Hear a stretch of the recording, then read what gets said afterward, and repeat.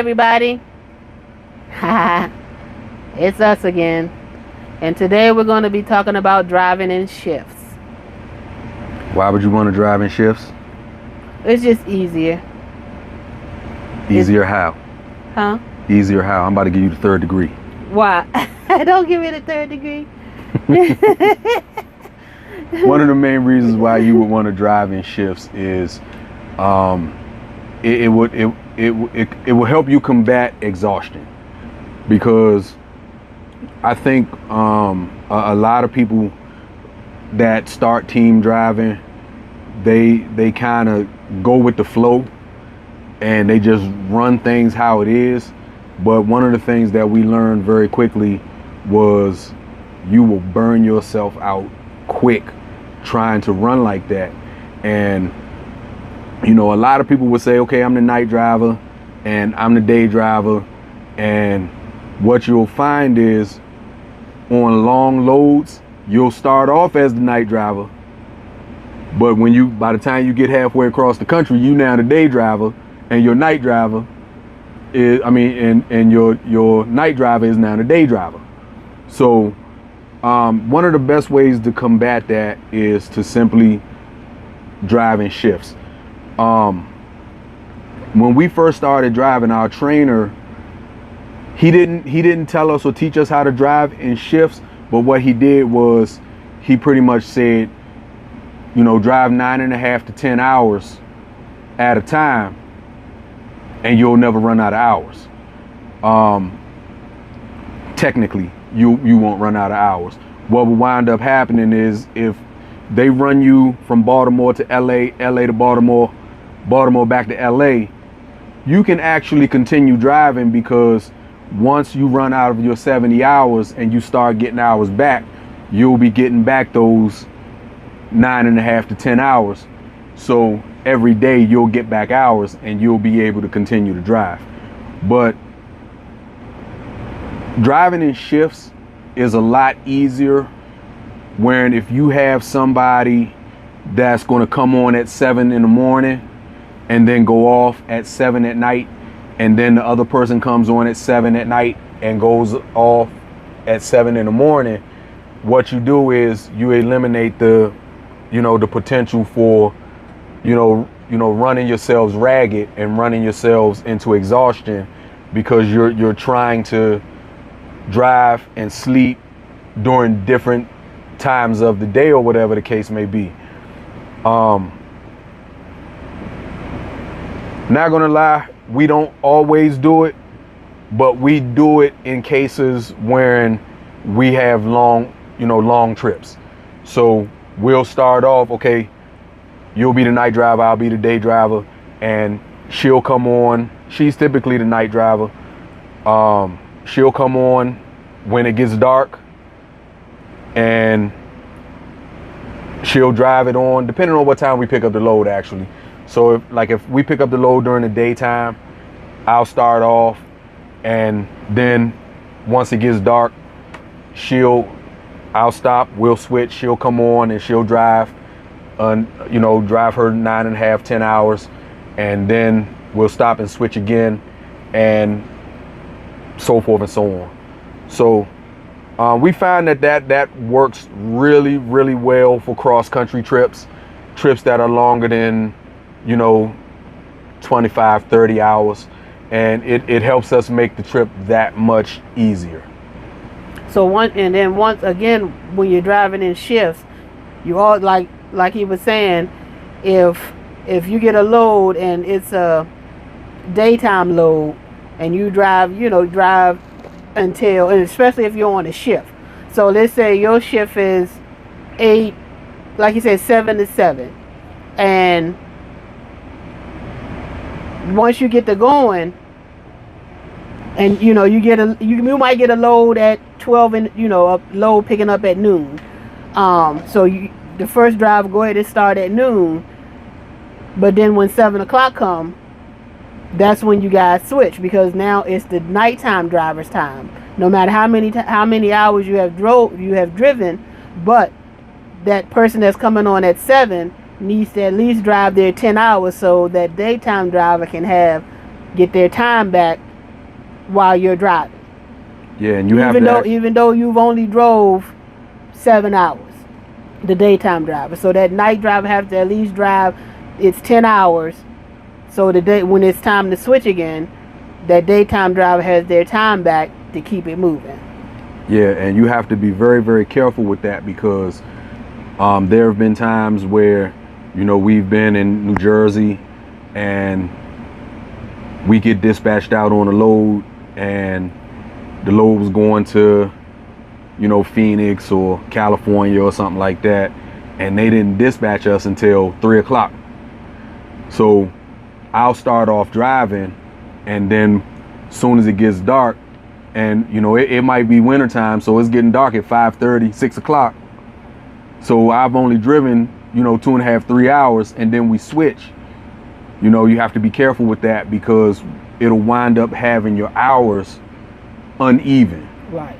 And that can be a bad thing, when if she has 30 more hours than I have, and I'm about to run out of hours, or I'll have more hours than she has, vice versa, and we'll find ourselves in a place where, okay, if we get a load that's going to take us, you know, 47 hours to do, and I only got 17 hours, or she only got 17 hours, and I got 38 hours, you know, it can throw a monkey wrench in the program. So you have to be really, really careful with running the shifts. In most cases,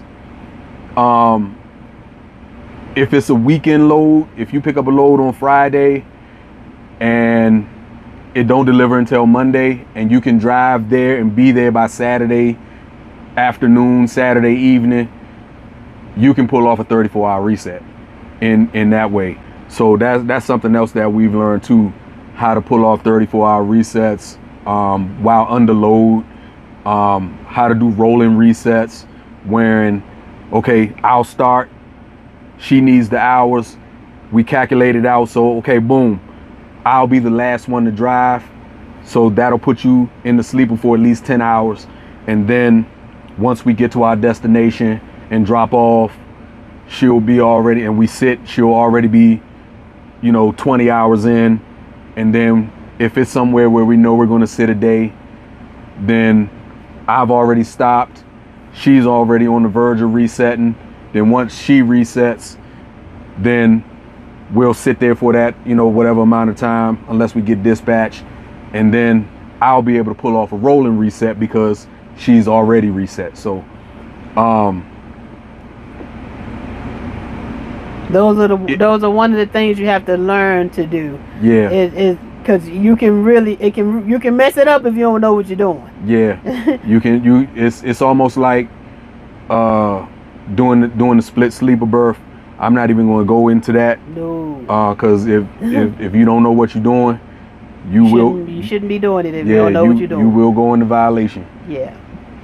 Don't ask me how I know. But just keep in mind that when, like, you have those Friday to Monday pick up and drop offs, you gotta factor in the whole run. You gotta factor in the time, how much leeway time you have, how much time you know where you need to be, at least close enough so y'all can start doing the reset. Yeah. So you have to look at all that. You know, it's pretty much trip planning. Yeah, pretty much, and that's that right there. It goes hand in hand. Properly planning your trip. You know, if you're not properly trip planning, you won't get to utilize your leeway time properly. You won't get to utilize your downtime properly. You know, you won't be able to. You gotta figure out, well, how am I going to take a shower, or whatever the case may be. You know, a lot of the times, even though we typically shower together, when we have the downtime, but if we're under load and we have to keep it moving, or if we're on one of those loads where one of us got to be with the truck at all times, here at Highfield we get 2 free showers every day. Yeah. So typically what she might do, or what we'll do is use our 30-minute break. We'll use our 30-minute break, and I'll pull into the fuel island. She'll already have her bag ready, and instead of pulling straight to the pump, I'll pull behind if it's like 2 or 3 trucks already sitting there, I'll pull behind those 2 or 3 trucks and I'll do my 30-minute break right there waiting to get to the fuel island. No, I'm not one of those that pull into the fuel island and do my 30-minute break. Don't even say it. Don't even try it.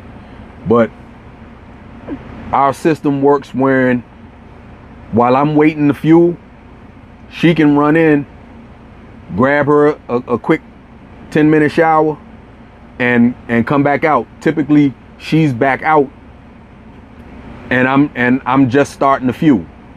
And boom, 30-minute break is up. I've gone on my on-duty fueling, and boom. So it's so many different ways you can play with it.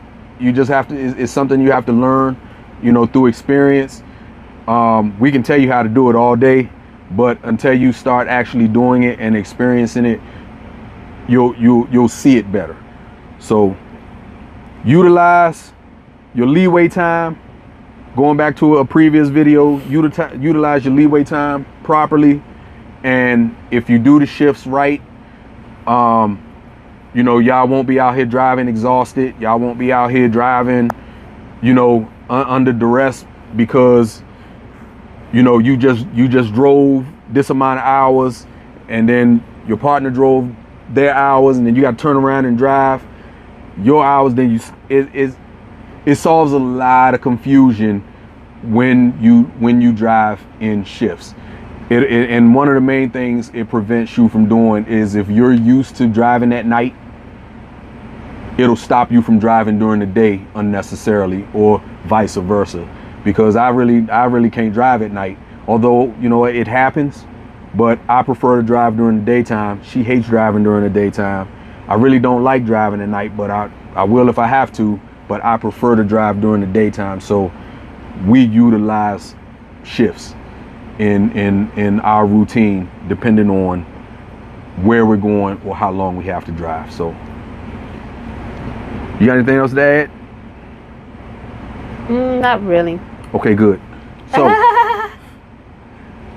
in saying that, y'all drive safe out there and we'll be talking to you soon. Peace.